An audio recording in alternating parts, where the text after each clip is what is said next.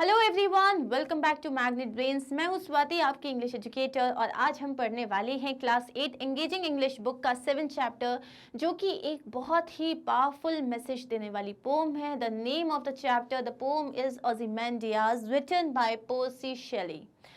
पर्सी Shelley एक मतलब usually वो बहुत रोमांटिक नॉवेल्स, रोमांटिक पोम्स लिखा करते थे।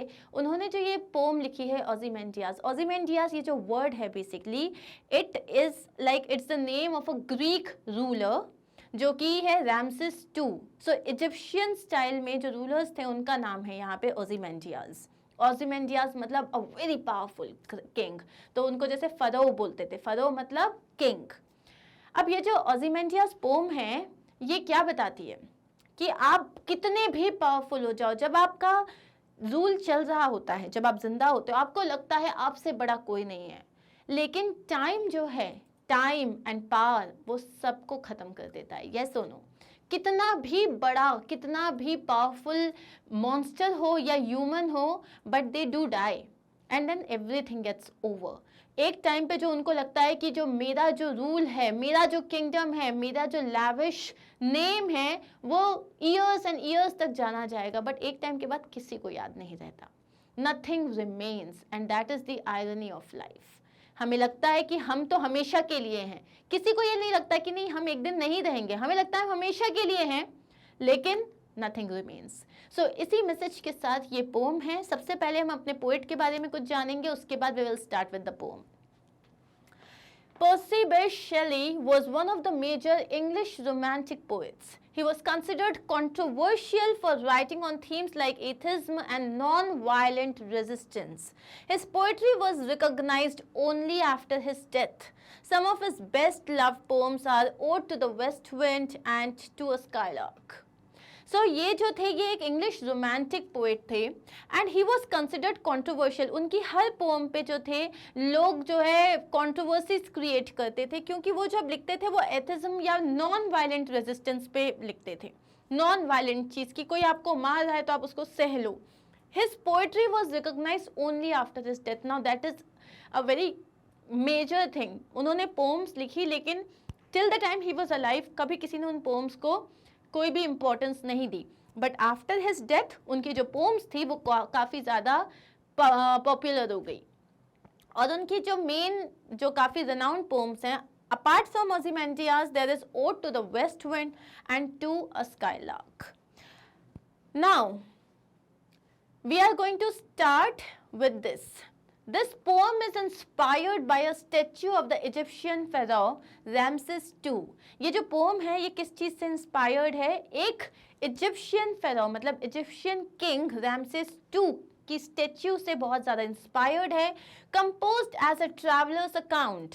ये किस तरीके से कंपोज की गई है कि एक ट्रैवलर है उसके नज़रिए से देखा जा रहा है। It shows that even the mightiest kings and empires decline and fade away with times.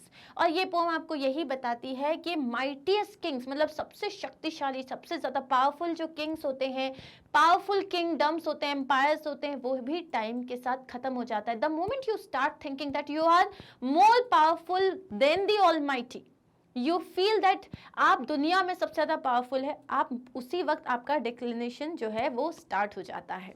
Now we are going to start with the poem. I met a traveler from an antique land who said, "Two vast and trunkless legs of stone stand in the desert." So मैं अब जो ये poet है, हमारे जो speaker हैं, उन्होंने क्या कहा कि मैं एक ट्रैवलर से मिला from an antique land. Antique land का यहाँ पे मतलब है कि एक बहुत एंशियंट लैंड से, बहुत दूर से कहीं से कोई आया हुआ ट्रैवलर है। Reference to Egyptian ancient land, कोई एक बहुत दूर का इजिप्शियन एंशियंट लैंड है जहाँ से एक ट्रैवलर से आया, एक ट्रैवलर था वहाँ का जिससे मैं मिला। उसने मुझे बताया, हु सेड, तो इस ट्रैवलर ने क्या बताया? Two vast and trunkless legs of stone stand in the desert. Two vast मतलब बहुत ही बड़े, trunkless legs of stone. Trunk मतलब क्या होता है? आपका टॉर्सो, आपका जो ऊपर का पार्ट होता है, मतलब जो है ये कमर से लेके आपके सर तक का जो पार्ट होता है, तो ट्रंक इसे कहते हैं। और ट्रंकलेस मतलब only this part is left, okay, only this part. Why, ऊपर का पार्ट नहीं है। तो टू वास्ट, बहुत बड़े बड़े ऊंचे ऊंचे पैर हैं। Legs of stone stand in the desert, कहाँ है वो? डेजर्ट में एक जगह एक स्टेच्यू है बेसिकली, जिसका ऊपर का पार्ट टूटा हुआ है और सिर्फ नीचे का जो लेग वाला पार्ट है वो है वहां पे। Near them on the sand, half sunk a shattered visage lies, whose frown and wrinkled-lipped and sneered of cold command tell that its sculptor, well, those passions red which yet survive, stamped on these lifeless things. Near them, अब यहाँ पे desert में जो ये बड़ा सा statue खड़ा हुआ है, जो सिर्फ जिसका नीचे का पार्ट है, ऊपर का पार्ट नहीं है, वहां पे उसी के बाजू में near them on the sand, रेत पे, हाफ संक, आधा जो है धसा हुआ, अ शैटर्ड विसाज, विसाज का मतलब होता है फेस, शैटर्ड मतलब एकदम टूटा हुआ, a shattered visage lies, whose frown, frown क्या होता है? This is a frown. जब आईब्रोज को ऐसे पास में कर लेते हो ना, इस तरीके से जब आप फेस बनाते हो तो that is known as a frown. Whose frown and wrinkled lip, जो आपका लिप में जो रिंकल्स आ जाते हैं, that is wrinkled lip, and sneer of cold command. And sneer, sneer का मतलब क्या होता है? स्नियर का मतलब होता है एक्सप्रेशन शोइंग स्कॉर्न। ये जो स्नियर होता है मतलब एक स्कॉर्नफुल जो है, इस तरीके से आप अपना एक्सप्रेशन दिखा रहे हो। कोल्ड मतलब विदाउट फीलिंग्स फॉर अदर्स। जो यहाँ पे स्नियर ऑफ कोल्ड कमांड बोला गया है, स्नियर मतलब एक लुक है, ऑफ कोल्ड कमांड मतलब जहां पे आपको दूसरों के लिए कोई फीलिंग्स नहीं है, you are a self obsessed person, आप सिर्फ अपने बारे में सोचते हो। सो कोल्ड मतलब होता है विदाउट फीलिंग फॉर अदर्स, और उस तरीके के जो कमांड देते हो। तो उसके फेस पे कैसे एक्सप्रेशंस थे?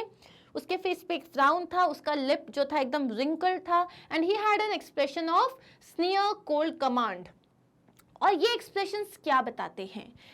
Tell that its sculptor well those passions red.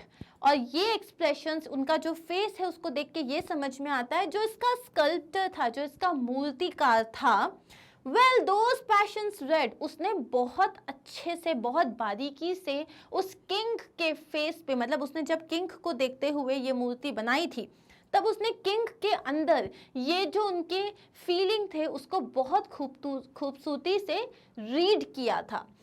मतलब स्कल्प्टर जो थे, an artist who makes sculptures, patience red मतलब ये जो उनके इंटेंस इमोशंस हैं उसको बहुत अच्छे से उसने समझा था। Which yet survive stamped on these lifeless things, जो उनकी जो उस टाइम की जो फीलिंग्स थी, the feelings of this cold command, arrogance, annoyance, ये जो उनके फेस पे जो प्राइड था वो आज भी मौजूद है, वो आज भी सर्वाइव कर रहा है। कहाँ? Stamped on these lifeless things. Stamped का मतलब होता है मार्क्ड, और मार्क्ड, ये जो स्टैच्यूज हैं, जो लाइफलेस चीज़ें हैं, आज भी उनकी जो वो फीलिंग्स हैं उस स्कल्पचर ने इतने अच्छे से इस मूर्ति में उतारी कि आज भी वो फीलिंग्स इसमें जिंदा हैं। The hand that mocked them and the heart that fed, the hand that mock them. अब मॉक का एक मतलब होता है किसी को टीस करना, और एक और मॉक का मतलब होता है कॉपी करना, मतलब वैसे का वैसे उतार देना। तो the hand that mock them, the hand मतलब यहाँ बात हो रही है स्कल्प्टर की, वो मूर्तिकार की, जिसने उनके फेस के वो जो एक्सप्रेशंस थे, जो उनके अंदर की जो फीलिंग्स थी, उसको वैसे का वैसा कॉपी कर दिया था उस स्टेच्यू में। And the heart that fed, and the heart that fed मतलब एंड द हार्ट। अब यहाँ बात हो रही है किंग की, कि उनका जो किंग जो था, जिन्होंने वो फीलिंग्स दिए थे। And on the pedestal these words appear, और वो जो मूर्ति थी उसका जो पेडेस्टल था, मूर्ति मतलब जैसे कि ये जो मूर्ति है इसको बोलते हैं बेस, पेडेस्टल मतलब वो जो बेस था उस पे दीज वर्ड्स अपेयर। क्या लिखा हुआ है उस पेडेस्टल पे? My name is Ozymandias, king of kings, look on my works, ye mighty and despair. My name is Ozymandias, मेरा नाम ओजिमेंडियाज है, और मैं कौन हूँ? मैं राजाओं का राजा हूँ, मैं आम द किंग ऑफ किंग्स। इस लाइन से क्या पता चल रहा है? पहली चीज तो पूरी पोम में यहाँ पे फाइनली आपको स्टेच्यू का जो है एक्चुअल डिस्क्रिप्शन मिल रहा है कि वो एग्जैक्टली कौन है। आपको यहाँ पे बताया गया है कि he is Ozymandias, he is the king of kings, and then he says look on my works, मतलब मेरी जो कामयाबी है उसको देखो, मेरे किंगडम को देखो, मेरे राजपाट को देखो, ये माइटी एंड डिस्पेयर।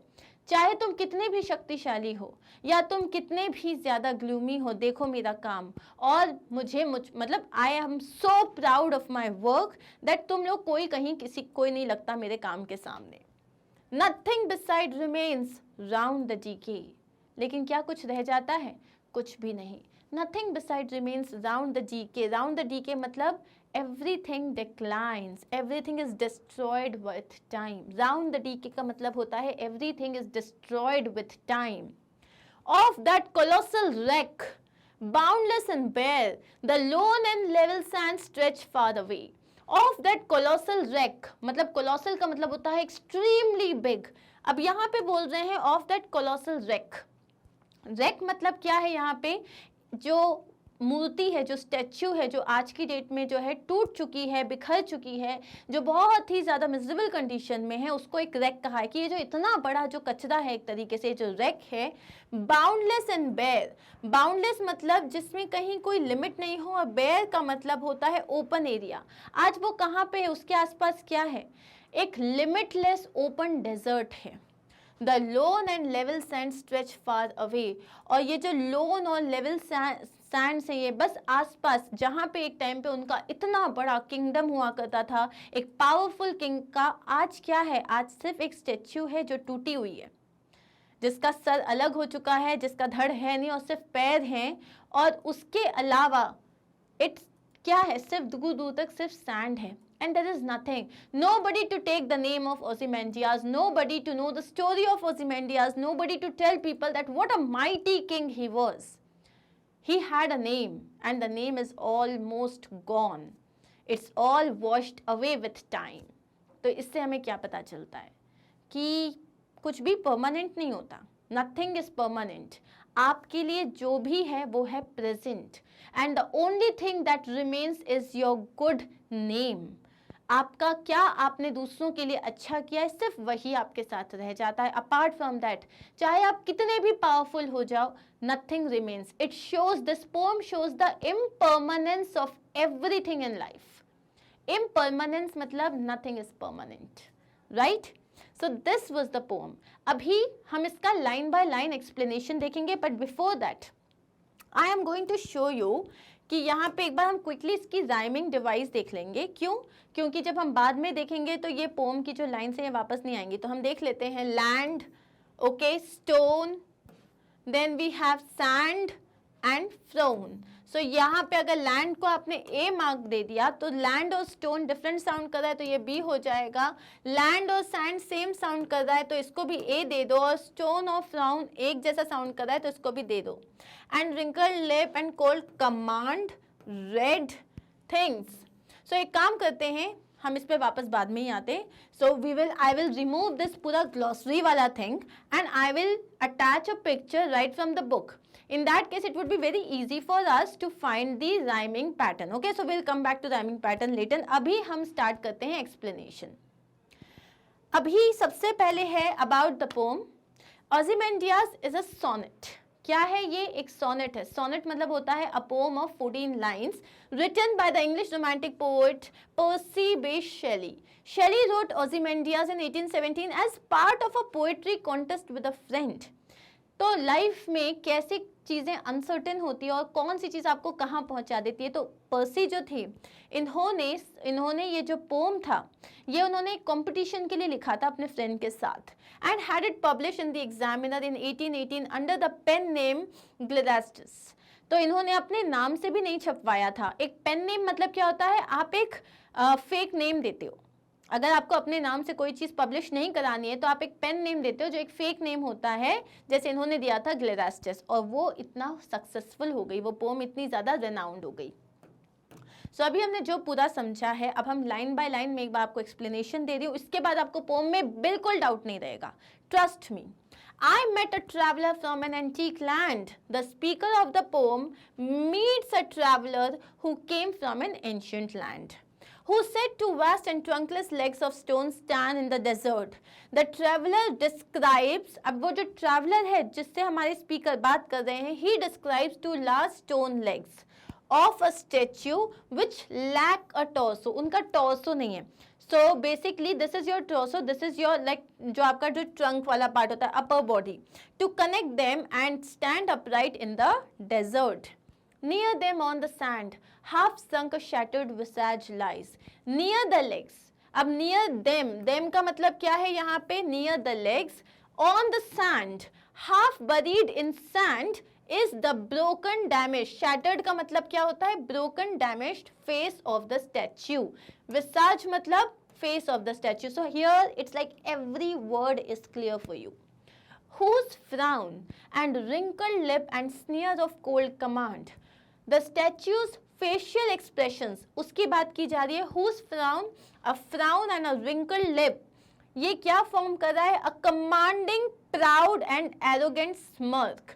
ये जो sneer of cold command का मतलब क्या है? ये जो frown है और जो wrinkled lipped है, ये एक तरीके से एक commanding, proud और arrogant smirk फॉर्म कर रहा है, as if you are mocking, एकदम disrespectful mocking smile कि तुम लोग कुछ नहीं हो, जो हूँ मैं हूँ. He was a tyrant. He moved the civilization high but was a dictator. वो एक tyrant थे. उन्होंने अपने kingdom को बनाया, बहुत आगे बढ़ाया, civilization को आगे बढ़ाया, लेकिन वो एक dictator थे. वो लोगों के लिए नहीं जीते थे, वो अपने हिसाब से काम करते थे. He had pride and arrogance on his face. तो उनके face पे जो expressions हैं वो क्या बताते हैं? Pride और arrogance. Tell that its sculptor well those passions read, which yet survive stamped on these lifeless things. इसका मतलब क्या है? The expressions shows. Tell that. अब tell, who tells? The expression shows that the sculptor understood the emotions of the person. यहाँ जो बोल रहा है tell that its sculptor well those passions read, इसका मतलब क्या है कि जो एक्सप्रेशंस जो हैं जो स्टेच्यू में शो हो रहे हैं, ये क्या बताते हैं कि जो स्कल्प्टर है उसने उस पर्सन के इमोशंस को बहुत अच्छे से समझा. And the statue is based on, and now those emotions live on, carved forever on inanimate stones, which yet survive stamped on these lifeless things. मतलब कि अब ये जो emotions हैं ये आज भी जिंदा हैं. कहाँ? कार्व्ड हैं ये इन लाइफलेस चीजों में, इन एनिमेट ऑब्जेक्ट्स में. The hand that mocked them and the heart that fed. ये एक बहुत इंपॉर्टेंट लाइन है इस पोम की. In making the face, the sculptor's skilled hands mocked up a perfect recreation of those feelings. जब वो face बना रहे थे तो स्कल्प्टर के जो हाथ थे उन्होंने एकदम कॉपी किया, जो पर्सन थे, जो किंग थे, उनके अंदर जो फीलिंग्स थी उसको कॉपी करा. और and the heart that fed those feelings, and the heart that fed those feelings मतलब and in the process so perfectly conveyed the subject's cruelty that the statue itself seems to be mocking its subject. तो यहाँ पे वो क्या बोलते हैं? and the heart that fed. तो यहाँ हम किंग के बारे में बात कर रहे हैं. सो इसको जो है this is a poetic device जो हम पोएटिक डिवाइसेस में डिस्कस करेंगे. And on the pedestal these words appear. और finally the traveler next describes कि जो words जो हैं pedestal मतलब स्टेच्यू के जो बेस पे कुछ लिखा हुआ है. क्या लिखा हुआ है? My name is Ozymandias, king of kings. My name is Ozymandias, the king who rules over even other kings. मेरा नाम है Ozymandias, मतलब मैं राजाओं का भी राजा हूँ, मैं राजाओं पे भी रूल करता हूँ. Inscription at the foot of statue finally reveals to us who the statue represents. अब ये जो inscription है ये finally जो नीचे लिखा हुआ है ये हमें finally बताता है ये statue किसकी है. किसकी है? Ozymandias, जो मतलब is one of the several Greek names for Ramses II of Egypt. जो Ramses II जो एक राजा थे वहाँ के, उनके बहुत सारे नाम में से एक नाम है. This inscription suggests that Ozymandias is arrogant or at least that he has great ideas about his own power. इससे हमें पता चलता है Ozymandias बहुत arrogant है, जो बता रहा है मैं राजाओं का भी राजा हूँ. वो बहुत ज़्यादा arrogant है या उसको अपनी पावर पे बहुत ज़्यादा घमंड है. Look on my works, ye mighty and despair. ये again this is an important line. So वो बोल रहे हैं कि behold what I have built. देखो, behold मतलब होता है देखो क्या बनाया है मैंने kingdom. All you who think of yourselves as powerful and weak at the magnificence and superiority of my accomplishments. आओ तुम सब लोग देखो, जो तुम लोग आओगे और देखोगे कि मैं कितना पावरफुल हूँ, तुम लोग मेरे सामने कितने वीक हो कि मैंने कितना बड़ा किंगडम बनाया है. The traveler resumes his description of the statue and the surrounding area. इस लाइन के बाद ट्रैवलर वापस उस स्टैच्यू के बारे में बात कर रहा है और उसके आसपास के एरिया के बारे में बात कर रहा है. Nothing beside remains round the decay. मतलब टाइम के साथ कुछ नहीं बचता, हर चीज खत्म हो जाती है. Of that colossal wreck, boundless and bare, the lone and level sound stretch far away. All that is left now is a broken statue. Surrounding the remnants of the large statue is a never-ending and barren desert. और इस statue के आसपास क्या है? There is no kingdom anymore. There are no followers. It is just a never-ending and barren desert with empty and flat sand stretching into the distance. जहाँ पे empty और flat sand से मतलब दूर दूर तक सिर्फ रेत ही रेत है जो कभी खत्म होते हुए नजर नहीं आती. So that is it. Did you understand the explanation? Yes. अब आपको मैं प्रॉमिस कर रही हूँ कि आपको किसी भी तरीके की लाइन से कोई भी क्वेश्चन आएगा आप उसको आंसर कर पाओगे. बट अभी एक चीज़ और बची है. इस पोम का मैसेज क्या है, थीम क्या है, इसकी समरी भी हम एक बार देखेंगे और उसके बाद हम इसकी पोएटिक डिवाइसेस देखेंगे, राइमिंग स्कीम देखेंगे. मतलब सर इतना समझ लो कि अगर आपको कहीं से भी मैम ने कोई भी लाइन से क्वेश्चन दिया, you would be able to attempt it wow, like in a wow way. Clear? So I'll see you soon in my next video. Remember that you can find all these videos on our website magnetbrains.com, where it's like everything is available, that too for free. All you have to do is select the class, select the subject, then आपके पास chapter wise videos हैं, you have to select whatever you wish to read and आपका topic जो है start हो जाएगा. Understood? Do not forget to like, subscribe to our channel and share this video. Take care of yourself. Bye-bye.